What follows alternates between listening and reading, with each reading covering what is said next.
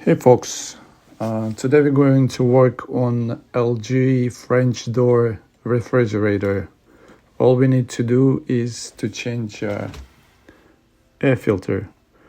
On the left side you're gonna see model number, but mostly they have the same air filters. All you need to do is turn counterclockwise. Better to use two hands.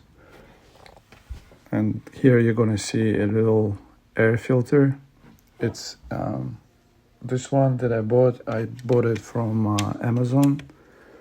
It's easy to replace. And now we're just gonna put it back the same way as we took it off. Gonna turn it clockwise now until you hear the clip, and that's it.